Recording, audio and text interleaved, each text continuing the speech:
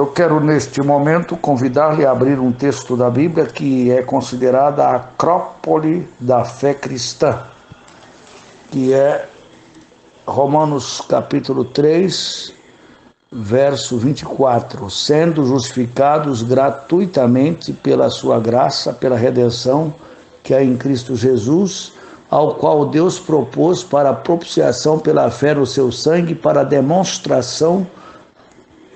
demonstrar a justiça pela remissão dos pecados dantes cometidos sobre a paciência de Deus, para demonstração de sua justiça nesse tempo presente, para que ele seja justo e justificador daqueles que têm fé em Jesus. Amado rádio ouvinte, se você não entender a glória de Deus que é manifesta no Evangelho, como você viverá uma vida triunfante? Não tem nem lógica, não é verdade? Em nossos dias existem tantos indivíduos que nós chamamos de pessoas de coração endurecidos ao Evangelho, os quais na verdade são ignorantes e não duros em relação ao Evangelho. Existem tantos outros que são realmente nascidos de novo e que estão em busca de motivação, razão, zelo e força na vida cristã. Mas infelizmente não entendem que toda a força da qual eles necessitam se encontra somente na verdade contida no Evangelho. Não existe nada mais profundo e mais valioso do que as boas novas do Evangelho, que anuncia a mensagem da cruz. Se entendermos bem esta verdade bendita, teremos todo o fogo de que necessitamos ardendo em nosso coração. E não precisaremos mais de falsa empolgação, de sensacionalismo, de emocionalismo vazio ou de entretenimento barato. Precisamos entender algumas coisas sobre a nossa missão nessa terra. Fazer missões não significa enviar missionários, nem criar organizações missionárias. Fazer missões significa comunicar a verdade de Deus aos homens. Você pode enviar todos os crentes de seu país como missionários, todavia, se eles não estão comunicando a verdade do Evangelho, isso não passa de tolice carnal. Precisamos entender que vivemos em dias nos quais o Evangelho não está muito claro em nossas mentes. Um grande pecado de nossa era é que chamaríamos de redução. Muitos pensam conhecer o conteúdo das boas novas do Evangelho de Cristo, mas não percebem que o Evangelho aqui no Brasil foi reduzido a 4 leis espirituais e a 5 coisas que Deus quer que você saiba.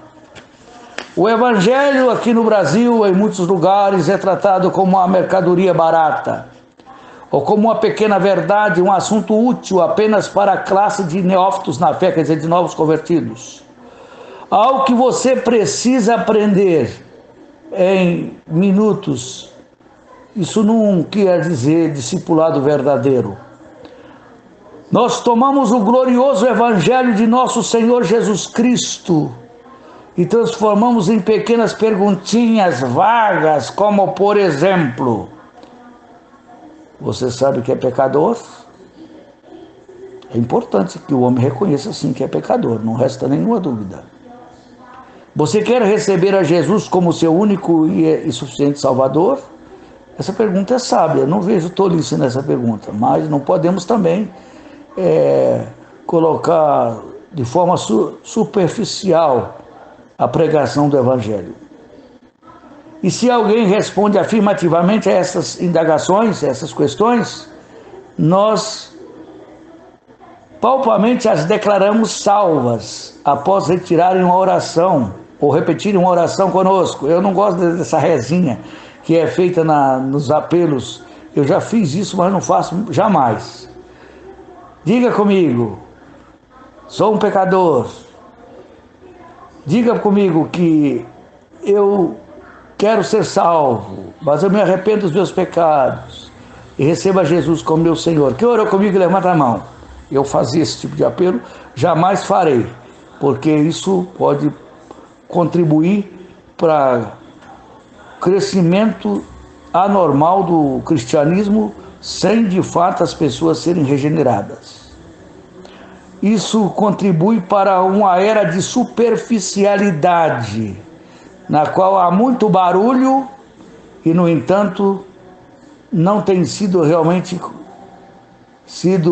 o poder de Deus, que é produzido pelo Evangelho, que é o poder de Deus para a salvação de todo o que crê. Espero que ninguém fique ofendido comigo, hein? Eu sempre entendi que esses apelos levam as pessoas a uma decisão, muitas vezes por emoção puramente carnal, mas não significa que elas foram transformadas pela ação poderosa do Evangelho. Não sou contra apelo, mas também não concordo com veementes apelos que forçam a pessoa a tomar uma decisão de forma precipitada, e muitas vezes as pessoas professam de lábios, mas na verdade nunca nasceram de novo, nunca foram regeneradas pela ação poderosa do Evangelho. Então, não estou aqui para criticar ninguém, mas eu tenho muitas reservas sobre determinados tipos de apelo que é feito nas nossas igrejas. O Evangelho é a boa notícia de que fiel é a palavra e a mesma digna de toda aceitação, de que Cristo Jesus veio ao mundo para salvar os pecadores, dos quais eu sou o principal.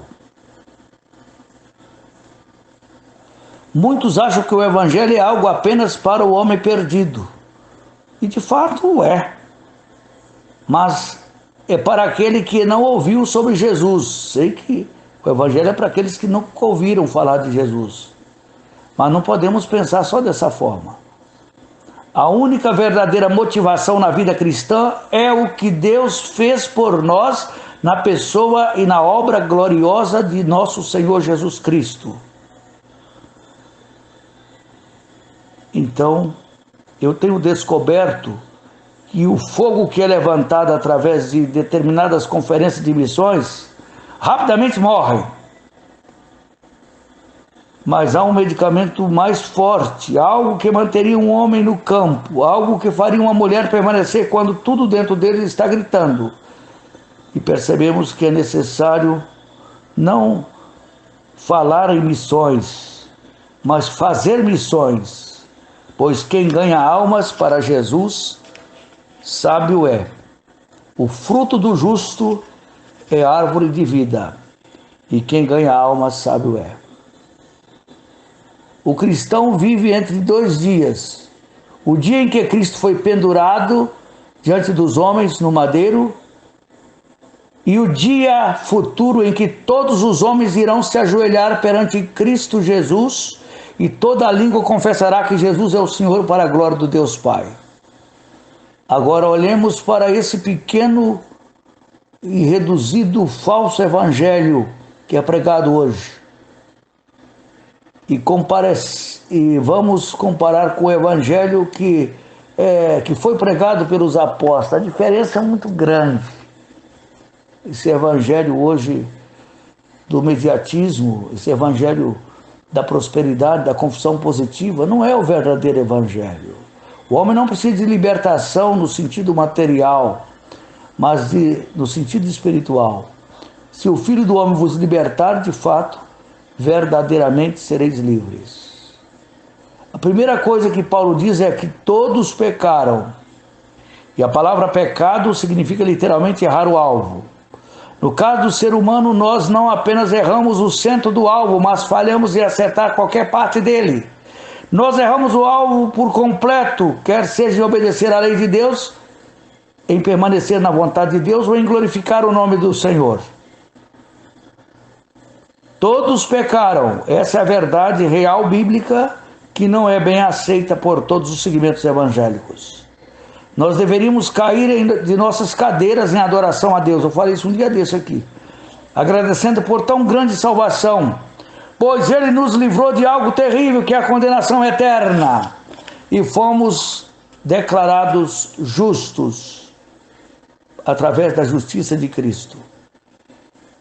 Isso deveria fazer nós prostrarmos as nossas faces em temor, sabendo que Deus fez o melhor que Ele podia fazer por nós, enviando o Seu Filho amado para nos redimir de nossas iniquidades e purificar especial e zeloso de boas obras. Que maravilha saber que em Cristo fomos declarados justos, inculpáveis, perfeitos, santos e oportunamente seremos conformados à sua imagem e semelhança.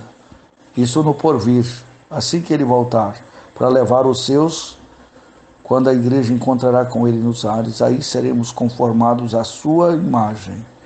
Aí cumpre o último aspecto da nossa salvação, que é a salvação futura, a salvação do corpo. Não só a criatura geme, mas nós que temos as primícias do Espírito Santo, gememos em nós mesmos, aguardando a adoção de filhos, a saber, a redenção dos nossos corpos. Que Deus, por sua graça, nos abençoe ricamente.